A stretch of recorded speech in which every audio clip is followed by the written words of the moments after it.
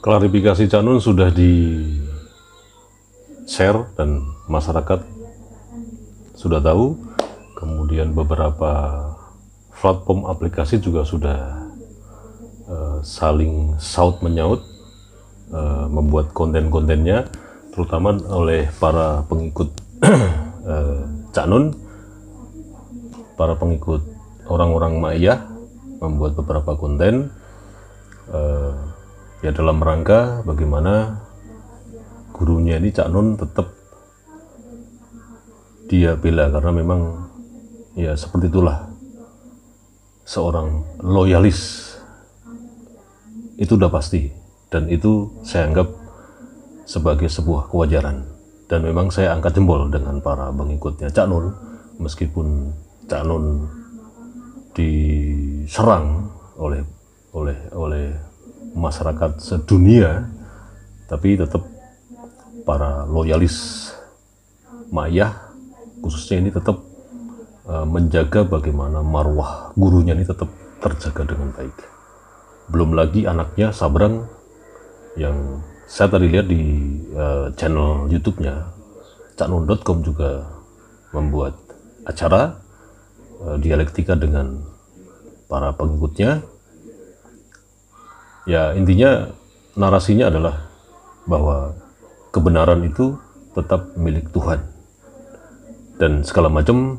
Ya intinya terlepas ini dari saya tidak mengikuti durasi konten yang ada di caknun.com dengan selesai dengan judul bersatu atau berpisah kalau nggak salah, itulah kurang lebih pembicaranya lebih banyak si Sabrang. Nah, dari narasi yang dibangun oleh Sabrang dan Cak Nun dalam konten yang baru saja di up, ya ini menurut saya ya, dan saya tidak membenarkan juga apakah ini, maksudnya gini, ketika saya ngomong, ketika saya membuat asumsi, membuat perkiraan dan membuat apa namanya pernyataan dengan versi saya sendiri, ya silahkan. Ini bukan berarti keminter atau bagaimana, bukan. Ini sebatas mari kita seringkali berdiskusi ketika ada momentum persoalan-persoalan yang menyangkut ini tentang kesatuan. Jadi ketika ada masalah yang berkaitan dengan tokoh-tokoh tertentu, kemudian dengan akhirnya menimbulkan efek-efek keresahan atau apapun namanya lah istilahnya, ketidakstabilan, ini kan perlu kita berdialektika meskipun hanya melalui virtual. Jadi pada intinya ini argumen, itu asumsi, ini perkiraan. Dan tolong teman-teman yang masih muda-muda juga, kalau mau menyatakan argumen itu tolong sekali jangan sampai mengejustifikasi, apalagi menyebut nama kemudian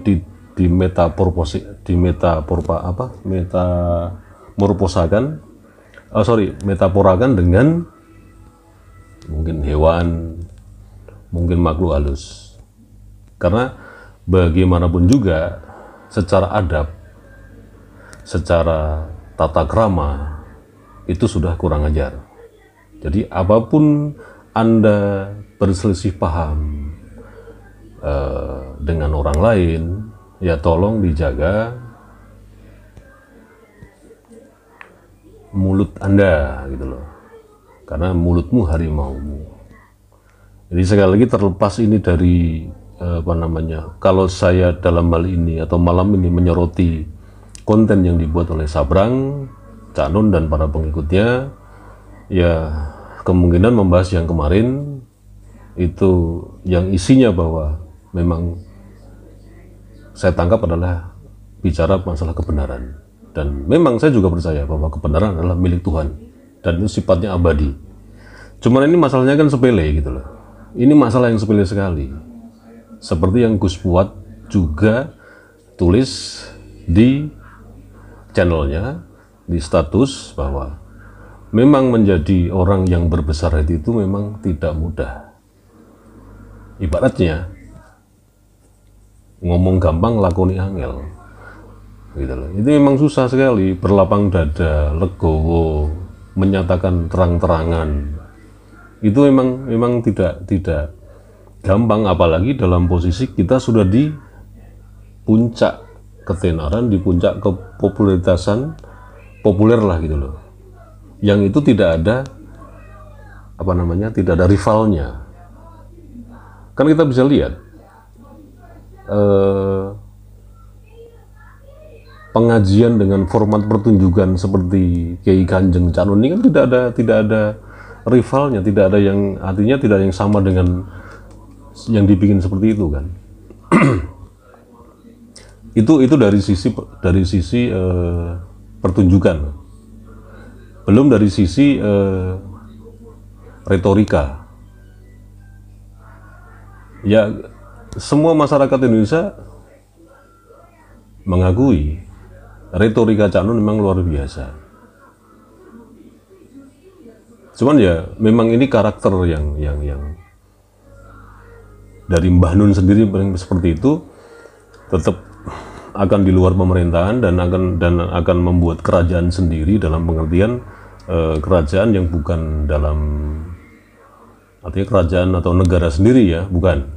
Saya menangkapnya bukan seperti itu, tapi mempunyai otoritas sendiri gitu loh, mempunyai otoritas bener-bener ini gue banget gitu loh, istilah anak sekarang. Ya, dari psikologis itu tentu saja sangat berat untuk mengakui bahwa memang secara verbal, secara adab, secara etika itu tidak pantas. Mau dari mana? Dari sudut pandang mana? Mau dari sudut pandang mana?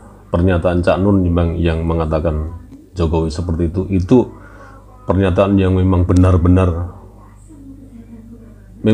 seperti itu, dan itu ketegasan. Kan sementara para pengikutnya dan para followernya kan mengatakan seperti itu, bahwa sekali lagi nih, saya ulang-ulang lagi ya, kalau nggak mau saya ngomong ulang-ulang sekarang mulai jancuk niku. Kalau pernyataan Cak Nun itu yang mengatakan Cak Nun begini, mengatakan Jokowi begini, Luhut begini, kemudian pengusaha satu lagi saya lupa namanya begitu, sementara buat para followernya kan itu benar, itu otentik. Bahkan ada dosen yang dari mana saya nggak tahu, yang dosen kadrun itu, yang tahun 2022 bulan Januari kalau nggak salah, itu yang melaporkan Gibran dan adiknya itu, saya lupa namanya itu, saya nggak lupa, saya nggak tahu, malas nyebutin namanya dosen kadrun, itu menyatakan bahwa pernyataan Cak Nun itu benar secara empirik. Nah, sedangkan empirik kan mengandung arti seperti kayak penemuan, kayak ya seperti riset gitu loh. Nah, kalau pernyataan Cak Nun itu merupakan pernyataan yang empirik menurut pengikut Cak Nun, jadi sekarang begini saja, Pak Jokowi itu punya darah keturunan nggak? Secara DNA, Pak Jokowi itu adalah mempunyai DNA Fir'aun. Punya nggak?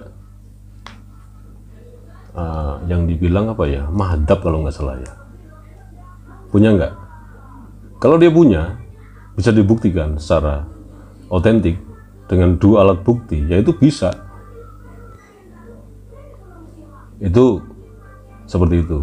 Nah, terus ada juga omongan bahwa Cak Nun itu sebagai penggembala, angon bocah-bocah gitu loh. Ya, saya ngerti maksudnya.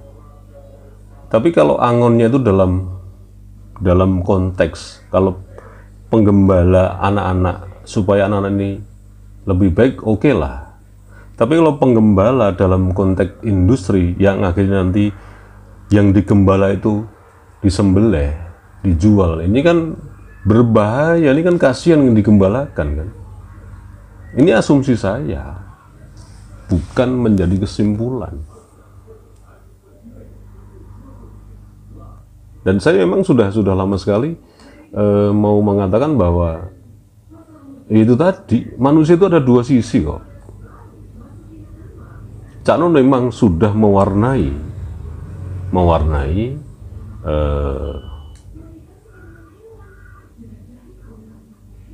apa ya namanya, mewarnai Indonesia ini dengan segala bentuknya seperti itu, dengan segala pola berpikirnya seperti itu, dengan gagasan seperti itu. Yang saya dengar juga memang rata-rata seluruh petinggi negeri ini informasinya memang harus sowan ke beliau dan nanya bagaimana nih untuk mengatasi negeri yang seperti ini, mengatasi Indonesia begini, gimana konsepnya, atau jenengan masuk saja di pemerintahan. Tapi Cak Nun kan selalu menolak. Nah, di sini saya mempunyai kesimpulan bahwa Cak Nun itu bargainingnya luar biasa sekali dengan pemerintah, sangat luar biasa sekali. Kalau istilahnya saya perkecil skupnya, keluarga beliau ini benar-benar keluarga elit. Misalkan ada satu kampung, kemudian keluarga beliau itu di kampung itu tuh keluarga yang elit sekali, sangat-sangat elit. Dan mungkin di tetangga-tetangganya pun sangat tidak mungkin bisa menjangkau dari sisi apapun keluarga Cak Nun ini. Itu saya akuin sekali. Tapi sekarang kan sederhana. Kembali lagi nih ya, pernyataan Cak Nun sederhana. Permohonan maaf dan menyebut kemarin yang dihardik siapa, disebut namanya Legowo, bukan Legowo dibully ya. Yang bully kan nggak pernah langsung, membuli lewat medsos itu kan, kalau pandangan saya itu adalah membuli dalam pengertian apa namanya, membuli virtual. Artinya membuli yang tidak konvensional. Jadi enggak membuli secara virtual itu bukan otentik yang bisa dipertanggungjawabkan. Akun itu siapa, akun itu atau akun robot atau akun beneran kita nggak tahu. Dan sangkan parane istilahnya, sangkan parane dumadi netizen yang ada di virtual itu juga nggak jelas kalau istilah Jawa. Kalau yang namanya sangkan parane dumadi kan jelas, real ada di depan mata kita. Jadi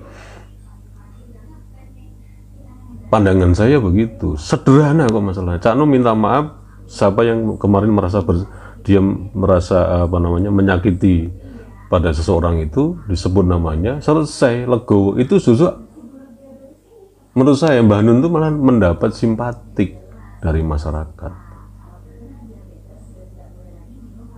Kan beliau selalu mengajarkan masalah ilmu tertinggi adalah kebijaksanaan, bukan kepandaian atau kepintaran. Tapi kenapa ini jadi kontradiksi terus? Dan kata Sabrang, yang bisa memahami paradoks antara iblis yang jahat dan malaikat yang baik, ini orang akan naik makomnya. Itu ada di deskripsi linknya, Anda bisa lihat bagaimana Sabrang memberikan argumen seperti itu. Itu ya sah saja, silahkan berargumen. Tapi menurut saya, kita ini kan manusia biasa, Mas. Wong biasa baik, wong ya, bahkan kalau dihitung masyarakat Indonesia ini kan menengah ke bawah, yang tingkat pendidikannya juga tidak terlalu tinggi. Coba dilihat deh di data statistik kependudukan mengenai pendidikan. Itu berapa juta orang yang mengenyam perguruan tinggi, kemudian naik ekonominya. Kebanyakan kan menengah ke bawah, sekolah mentok sampai SMA, bahkan nggak sekolah. Tapi sekarang mungkin ya sekolah semua. Tapi sampai SMA doang, habis itu kerja pun bukan mendapat jabatan apa-apa. Nah, kalau memahami itu, ya nggak nyampe lah suruh memahami tentang paradoks yang tadi Sabrang katakan, bahwa paradoks malaikat yang baik dan iblis yang jahat ini, kalau bisa memahami paradoks kedua ini, makom manusia akan naik. Ya, secara titik koordinat manusia itu kan beda-beda. Dan saya setuju dengan Gus Pot Pleret bahwa manusia itu sampai hari ini itu kadang-kadang nggak tahu titik koordinat dia di mana. Kalau versi Cak Nun otoritas, kan yang di depan Cak Nun ini otoritas. Kalau Gus Puat yang di depan adalah titik koordinatmu di mana. Jadi kamu dengan A dengan B tidak akan sama, baik fisikmu, apalagi akal, sampai kapasitas akalmu tuh nggak akan sama. Lah kalau orang suruh memahami paradok yang tadi disebut Sabrang, oh gemblung kabeh wong. Terus filosofi angon ini yang gimana, Cak Nun? Itu loh. Kalau orang hanya disuruh terus langsung di brainwash, sekali lagi, untuk bagaimana membenci orang lain, ya itu kan menciptakan kegaduhan terus. Artinya apa? Ketika kita di brainwash seperti itu, jadi seolah kita tuh jadi manusia yang paling wide sendiri kan. Orang lain gak apa-apa nih kan. Padahal menurut saya, ketika kita sudah mencapai pada titik kebijaksanaan, jadi orang bijak, itu di mana situasinya, bergaul dengan siapapun juga, dia tidak akan merasa orang yang kayak punya ilmu yang tinggi. Dan lebih banyak pasti dia mendengar. Bukan dia yang ngoceh loh, dia yang mendengar terus. Dia pendengar setia. Orang bijak itu selalu jadi pendengar setia, bukan yang terus bernarasi, berargumentasi, apalagi berretorika. Mendengar terus. Yang lebih ngayomi gitu loh. Jadi orang itu juga nggak gampang. Apalagi ini pengajian di format seperti pertunjukan. Ini kan ini asumsi ya. Bisa juga saya salah ngomong. Waduh, udah 17 menit. Wassalamualaikum warahmatullahi wabarakatuh.